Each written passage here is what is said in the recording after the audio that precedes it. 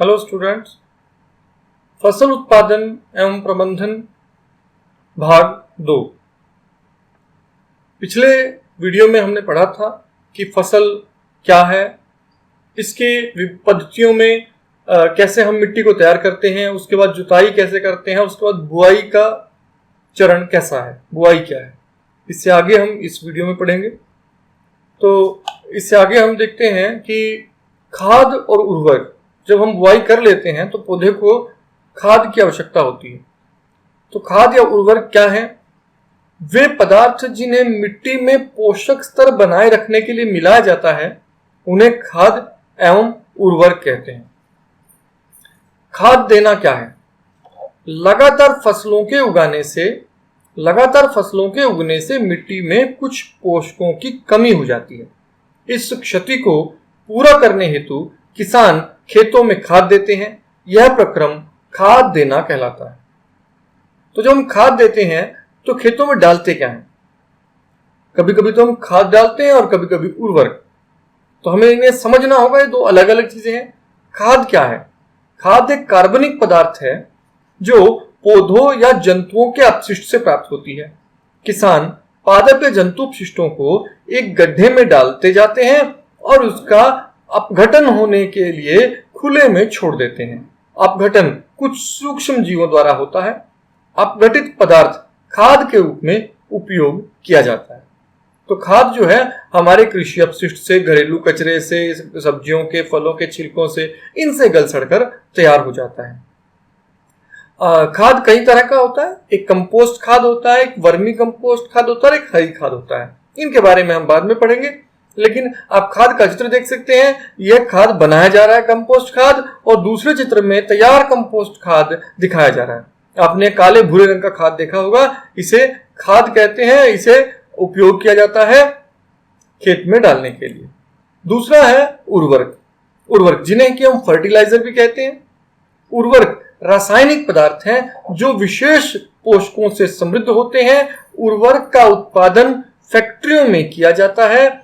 उर्वरक के कुछ उदाहरण हैं urea, ammonia sulphate, super phosphate, potash और एनपीके, जिसमें 3 तत्व होते हैं, नाइट्रोजन, फास्फोरस और पोटेशियम। तो यहाँ उर्वरक और खाद में अंतर क्या है? खाद हम खेतों में बना सकते हैं, कोई भी गड्ढा खोद के उसमें सब्जियों के, फलों के छिलके डाल के खाद बना सकते हैं। जबकि उर्वरक एक रासायनिक पदार्थ है और ये फैक्ट्रियों में तैयार किया जाता है। तो इनके उपयोग से किसानों के गेहूं, धान, मक्का जैसी फसलों की अच्छी उपज प्राप्त करने में सहायता मिलती है। परंतु उर्वरकों से समस्या भी है। उर्वरकों के अत्यधिक उपयोग से मिट्टी की उपजाऊ शक्ति में कमी आ रही है। यह जल प्रदूषण का स्रोत बन गए हैं। इनकी वजह से जल बहुत प्रदूषित हो रहा है। अतः मिट्टी की उर्वरता बनाए रखने के लिए हमें उर्वरकों के स्थान पर जैविक खाद का उपयोग करना चाहिए, अथवा 2 फसलों के बीच में खेत को कुछ समय बिना कुछ उगाए छोड़ देने से भी हम मिट्टी की उपजाऊ शक्ति को बढ़ा सकते हैं।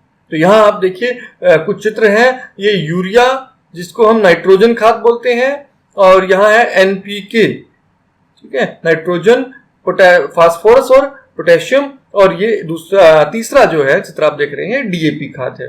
तो इस तरह से हम उर्वरक, तो तीनों हम उर्वरक हैं ये 3, और इनको हम खेतों में डालते हैं। इस तरह के और उर्वरक भी हमें उपलब्ध होते हैं। यहां हम देख रहे हैं खाद और उर्वरक में अंतर क्या है। तो मैंने बताया उर्वरक जो है वो एक अकार्बनिक लवण है। इन्हें फैक्ट्रियों में बनाया जाता है। उर्वरक मिट्टी को ह्यूमस प्राप्त नहीं होती। उर्वरक से मिट्टी को ह्यूमस नहीं मिलता। उर्वरक में पोषक जैसे कि नाइट्रोजन, पोटेशियम, फास्फोरस प्रचुर मात्रा में होते हैं। खाद यह एक प्राकृतिक पदार्थ है जो गोबर, मानव अपशिष्ट या पौधे के अवशेष के विघटन से बनता है। खाद खेतों में बना सकते हैं। खाद में से मिट्टी को ह्यूमस प्रचुर मात्रा में प्राप्त होती है। खाद में पादप पोषक तुलनात्मक रूप से कम होते हैं। तो पोषक तत्व तो कम होते हैं, लेकिन ह्यूमस बहुत ज्यादा मात्रा में होता है इसमें। खाद के क्या लाभ हैं? जैविक खाद उर्वरक की अपेक्षा अधिक अच्छी मानी जाती है। इसके मुख्य 4 कारण निम्न प्रकार से हैं। इससे मिट्टी की जलधारण क्षमता में वृद्धि हो जाती है, यानी ज्यादा पानी ज्यादा देर तक मिट्टी में बना रहेगा। मिट्टी ज्यादा देर तक नम बनी रहेगी। इससे मिट्टी भुरभुरी एवं सरंध्र हो जाती है, जिसके कारण गैस विनिमय सरलता से होता है। तो मिट्टी भुरभुरी भी रहती है। इससे मित्र जीवाणुओं की संख्या में वृद्धि हो जाती है और इस जैविक खाद से मिट्टी का गठन सुधर जाता है। इसी प्रकार से खाद के बारे में राइजोबियम नाम का जीवाणु भी हमें जानना बहुत महत्वपूर्ण है। जो फलीदार पौधे होते हैं, आप चित्र में देखिए मटर का पौधा दिखाया गया है, ये कोई भी फलीदार पौधा हो सकता है, ये दालों का पौधा हो सकता है किसी का। राइजोबियम नामक बैक्टीरिया फलीदार पौधों की जड़ों की ग्रंथियों में पाए जाते हैं और ये वायुमंडलीय नाइट्रोजन का स्थिरीकरण करते हैं। तो ये भी प्रकृति में अपने आप ही, आप मानिए कि नाइट्रोजन की वृद्धि कर रहे हैं हमारी मृदा में। ये राइजोबियम नाम के जीवाणु पौधे की जड़ों में रहते हैं। आप अगर चित्र को देखें ध्यान से, उसकी जड़ों में देखिए मोटी मोटी ग्रंथियां हमें दिखाई दे रही हैं। ये ग्रंथियों के बीच में राइजोबियम नाम का जीवाणु है। ये क्यों रहता है?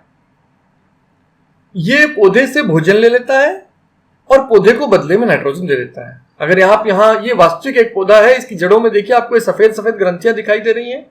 इनमें राइजोबियम नाम का बैक्टीरिया है और ये इसे बड़ा करके आपको दिखाया गया है।